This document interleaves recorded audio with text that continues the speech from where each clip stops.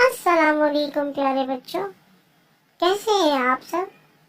چلیں میں آج آپ کو ایک نئی اسٹوری سناتی ہوں۔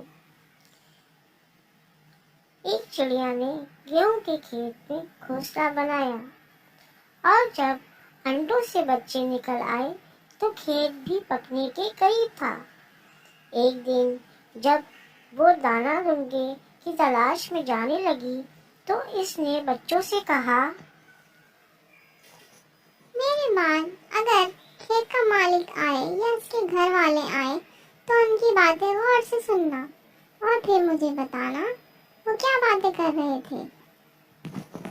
چڑیا کے جانے کے ذرا دیر بعد کھیت کا مالک آیا اور اپنے بیٹوں سے کہنے لگا، میں سمجھتا ہوں کھیت پک چکا ہے۔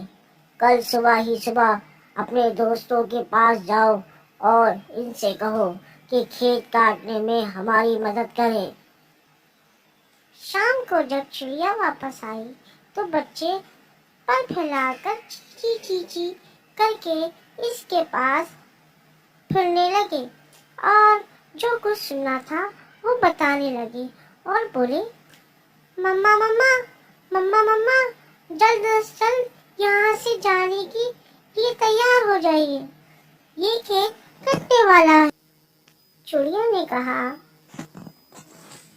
خاطر جمع رکھو، گھبرانے کی کوئی ضرورت نہیں۔ یاد رکھو، جس کھیت کا مالک اپنے دوستوں اور پڑوسیوں پر بھروسہ کرتا ہے اس کا کھیت نہیں کٹتا۔ مجھے یقین ہے یہ کھیت کل نہیں کٹے گا۔ دوسرے روز چڑیا پھر باہر گئی اور جاتے ہوئے کہا، آج اگر مالک آئے تو اس کی باتیں غور سے سننا اور مجھے بتانا۔ کچھ دیر بعد کھیت کا مالک آیا اور دیر تک اپنے پڑوسیوں اور دوستوں کی راہ دیکھتا رہا، لیکن وہاں کوئی نہ آیا۔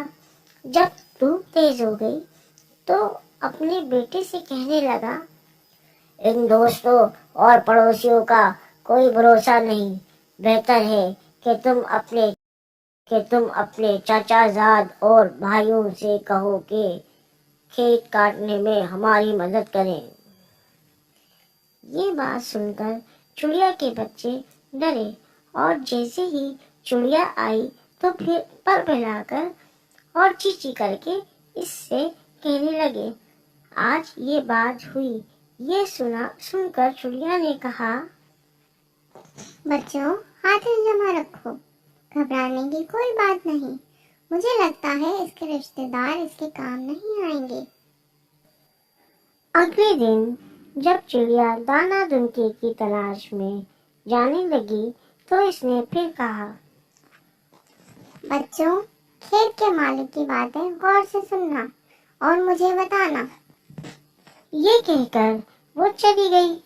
کچھ دیر بعد کھیت کا مالک آیا اور بہت دیر تک اپنے بھائی اور بھتیجوں کا انتظار کرتا رہا، لیکن وہاں کوئی نہیں آیا۔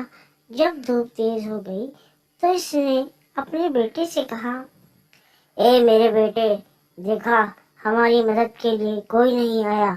اب تم اپنی دورانتیاں تیار رکھو، کل ہم خود ہی کھیت کاٹیں گے۔